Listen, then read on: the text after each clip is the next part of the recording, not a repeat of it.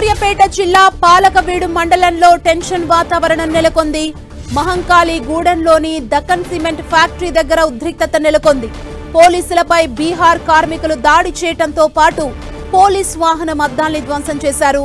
ఇటీవల ఫ్యాక్టరీలో బీహార్ కార్మికుడు మృతి చెందగా నష్టపరిహారం విషయంలో గేటు దగ్గర పెద్ద సంఖ్యలో కార్మికులు ఆందోళన చేశారు. పరిస్థితిని అదుపు చేయబోయిన పోలీసులపై కార్మికులు కర్రలతో దాడి చేశారు.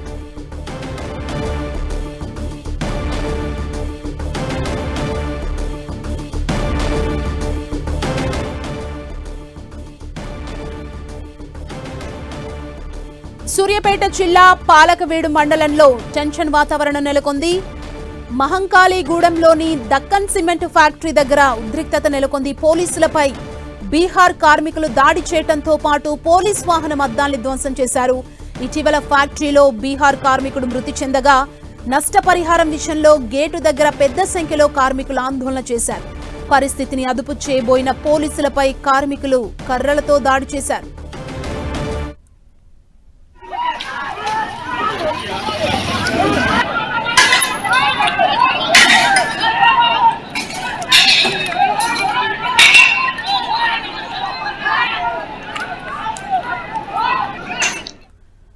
ఇదే అంశానికి సంబంధించి మరింత సమాచారం మా ప్రతినిధి చంద్రశేఖర్ అందిస్తారు. చంద్రశేఖర్, సూర్యాపేట జిల్లా పాలకవీడు మండలంలోని మాంకాలగూడెంలో ఉన్నటువంటి దక్కన్ సిమెంట్స్ వద్ద అయితే ఉద్రిక్త వాతావరణం నెలకొంది. అయితే ఇక్కడ నిన్న ఒక ఆదివారం రోజు డ్యూటీ ముగించుకొని క్వార్టర్స్ కు వచ్చినటువంటి ఒక బీహార్ కార్మికుడు అనారోగ్యంతో మృతి చెందారు. అయితే అతనికి నష్టపరిహార విషయంలో ఆ కాంట్రాక్ట్ సంస్థతో కూడా యాజమాన్యం మాట్లాడి ఆ సెటిల్ చేస్తున్న క్రమంలోనే ఈ రోజు కొంతమంది కార్మికులు పరిశ్రమ గేటు వద్ద ఆందోళనకి వచ్చిన పరిస్థితి ఉంది. అయితే వచ్చిన క్రమంలో ముందు జాగ్రత్తగా ఇటు ఆ సంస్థ యాజమాన్యం కూడా పోలీసులకు సమాచారం ఇవ్వడంతో పోలీసులు అందరూ అక్కడికి చేరుకొని వాళ్ళకి సర్ది చెప్పే ప్రయత్నం చేస్తున్న క్రమంలోనే ఒక్కసారిగా కార్మికులు పోలీసుల పైన తిరగబడ్డారు.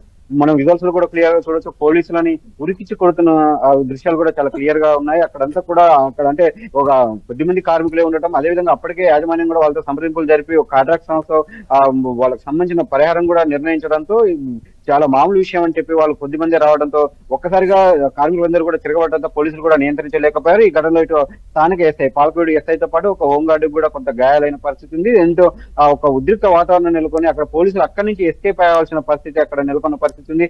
అయితే ఈ ఘటన తర్వాత వెంటనే పోలీసులు ఉన్నతాధికారులకు సమాచారం ఇవ్వడంతో పక్కనే ఉన్నటువంటి నేరేడు చెర్ల, అదేవిధంగా ఇటు మేలచెరువు ఇట్లాంటి చుట్టుపక్కల పరిసర ప్రాంతాల నుంచి కూడా పోలీసులు పెద్ద ఎత్తున అక్కడికి చేరుకొని ప్రస్తుతం అయితే పరిస్థితిని అదుపులోకి తీసుకొచ్చిన పరిస్థితి. అయితే ఇటు ఘటనకు సంబంధించి అంటే ఇక్కడ గేటు వద్ద ఆందోళన చేసిన క్రమంలో పోలీసులు మాట్లాడుతున్న క్రమంలో పోలీసుల పైన దాడి చేయడంతో పాటు అదేవిధంగా గేటు వద్ద ఉన్నటువంటి సెక్యూరిటీ గది పైన కూడా దాడి చేసి అక్కడ కూడా అద్దాలు ధ్వంసం చేశారు. అదేవిధంగా పోలీసుకు సంబంధించిన వాహనం ఎస్ఐ వాహనాన్ని కూడా ధ్వంసం చేసిన పరిస్థితి. ఎస్ఐ వాహనం పైన రాళ్లు వేశారు, భారీ రాళ్లు వేశారు. అదేవిధంగా పోలీసు కానిస్టేబుల్ ని హోంగార్డులను కూడా కర్రలు తీసుకొని బీఆర్ కార్మికులు కొట్టిన పరిస్థితి కనిపిస్తుంది. ప్రస్తుతం అయితే పరిస్థితి అయితే అదుపులోకి వచ్చింది. అంటే ఎంతమంది పోలీసులకు గాయాలయ్యాయి? ప్రస్తుతం అయితే ఒక స్థానిక ఎస్ఐ పాలకవీడు ఎస్ఐతో పాటు ఒక అతను ఎస్ఐ వెంట ఉన్నటువంటి ఒక హోంగార్డు కూడా మనం విజువల్స్ లో చూడవచ్చు. హోంగార్డు వెంట వాళ్ళంతా కూడా అక్కడ ఆ కార్మికులు వెంట పడి కొడుతున్న పరిస్థితి ఉంది. అతను హోంగార్డుతో పాటు స్థానిక ఎస్ఐ కూడా స్వల్పంగా గాయాలు అయితే అయినట్టు తెలుస్తా ఉంది. వాళ్ళిద్దరిని కూడా అంటే మేజర్ గాయాలు కాకపోవడంతో అక్కడే ప్రాథమిక చికిత్స అయితే అందించారు. ప్రస్తుతం అయితే ఈ ఉన్నతాధికారులు కూడా అదేవిధంగా సర్కిల్ ఇన్స్పెక్టర్ కూడా అక్కడికి చేరుకొని మొత్తం కూడా ఈ 2-3 అక్కడ పోలీస్ స్టేషన్ కు సంబంధించిన సిబ్బంది కూడా అక్కడికి చేరుకోవడంతో ప్రస్తుతం భారీగా మోహరించారు. అదేవిధంగా పరిస్థితిని కూడా అదుపులోకి తీసుకొచ్చారు. అంటే ఇప్పుడు బీహార్ కార్మికులు ఎందుకు దాడి చేయాల్సి వచ్చింది? అంటే పోలీసులు ముందుగా వారి దగ్గరికి వెళ్ళి ఏం చెప్పారు? అంటే నష్టపరిహారం విషయంలో అసలు ఏం జరిగింది ఓవరాల్ గా?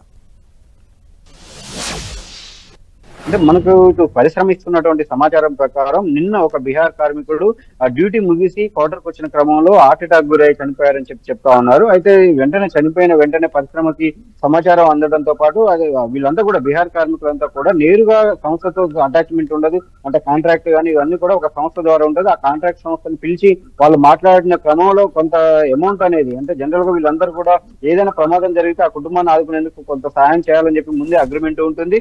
కాబట్టి ఆ ప్రమాదం ప్రమాదం జరిగిన నేపథ్యంలో అంటే పరిశ్రమ లోపల చనిపోయారు కాబట్టి ఖచ్చితంగా కుటుంబానికి కొంత న్యాయం చేయాలని చెప్పి ఇటు కాంట్రాక్ట్ సంస్థ కూడా పరిశ్రమ దృష్టికి తీసుకెళ్లడంతో వాళ్ళంతా కూడా ఒక అమౌంట్ కి అయితే వాళ్ళు అగ్రిమెంట్ కి ఓకే అయినట్టు తెలుస్తా ఉంది. అప్పటికి ఇటు మృతదేహాన్ని కూడా స్వగ్రామానికి కూడా పంపించినట్టు తెలుస్తా ఉంది. అయితే ఆ అమౌంట్ విషయంలో కొంత వీళ్ళకి క్లారిటీ లేక అంటే కింది కొంతమంది కార్మికులు ఎవరైతే ఆ సమయంలో ఈ అగ్రిమెంట్ జరిగినటువంటి సమయంలో ఎవరైతే అందుబాటులో వాళ్ళు డ్యూటీలో ఉన్నటువంటి కార్మికులకి ఇదంతా కూడా తెలియకపోవడంతో వాళ్ళు ఈ రోజు మరొకసారి మనకు అగ్రిమెంట్ ఇంతవరకు కూడా నష్టపరిహారం చెల్లించాలని చెప్పి వాళ్ళు ఆందోళన బాట పట్టారని చెప్పి అయితే పరిశ్రమ యాజమాన్యం చెప్తా ఉంది.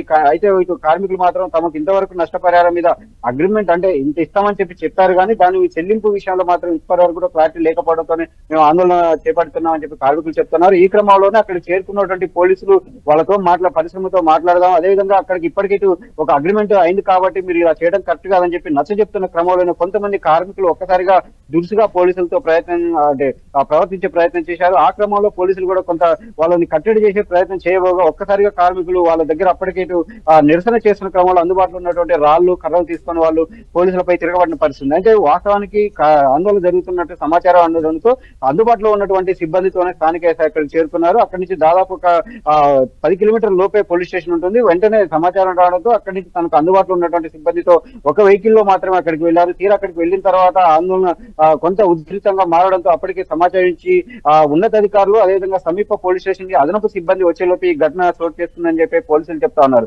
ఓవరాల్ గా ఈ ఘటనకు సంబంధించి ప్రస్తుతం అయితే సద్దుమణిగినప్పటికీ కూడా ఒక ఇద్దరికి పోలీస్ సిబ్బందికి గాయం కావడంతో దానిపైన ఖచ్చితంగా కేసు నమోదు చేసే అవకాశం అయితే కనిపిస్తా ఉంది.